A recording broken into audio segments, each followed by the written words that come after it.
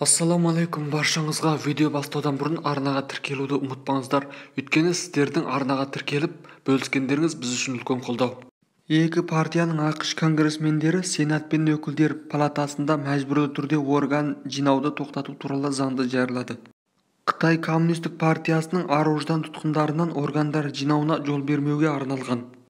Заң жобасы республикашы сенатор Котоннан, республиканың өкілі Смиттен және демократиялық өкілі Суэтсиден бірлесіп шығарды.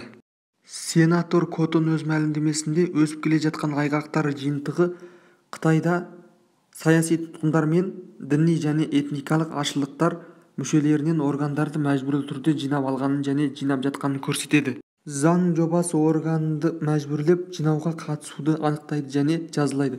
Қытай коммунистік партиясы билігі Бейжің ұзақ уақыт бойы осы зұлымдық үшін жауап беру керек еді.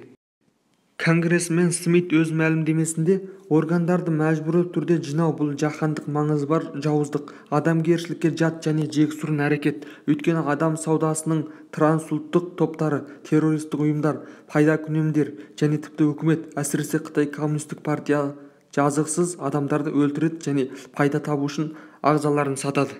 Ол сонымен қатар ғаламдық мәселелерге жаһандық жауап қажет екенін айтты. Осы заң жобасына сәйкес мемлекеттік кеңес көбіне саяси тұтқындарды немесе этностық азшылық сияқты осал топтарды нысанаға алатын орган жинайтындар мен орган саудагерлерін анықтайды және әшкерелейді. Бұл адамдарды жазалайды және тиімді санкциялар мен саяхатқа шектеу қояды. Смит сонымен бірге заң жобасы осы қорқынышты әрекеттерді тіпті көп әшкерелеуге және адам құқықтарының қорқынышты бұзылуын тоқтатуға көмектеседі дейді. Конгрессмен Суэтси Қытай коммунистік партиясы көптеген жылдар бойы саяси тұтқындар, этникалық азшылықтарды және діни топтарды пайдаланып келеді. Біз олардың ағзаларын жинау арқылы осы топтарды одан әрі пайдаланғанын әлі де көріп отырмыз. Қытай коммунистік партиясы міндетті түрде бұл зұлымдық әрекеттер үшін жауап беру керек.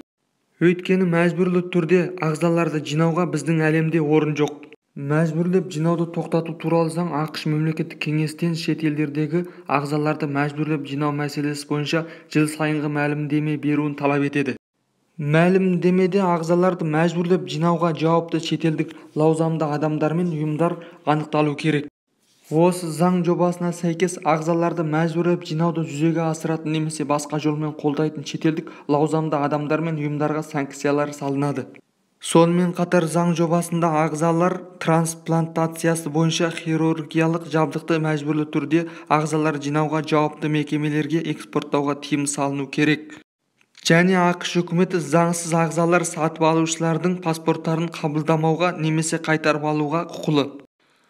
Достар, арнаға тіркеліңіздер, бөлісіңіздер, пікір қалдырыңыздар. Сіздердің тіркеліп, бөлісіп, пікір қалдырғандарыңыз біз үшін үлкен қолдау. Келесі эфирде кездескенше сау саламат болыңыздар.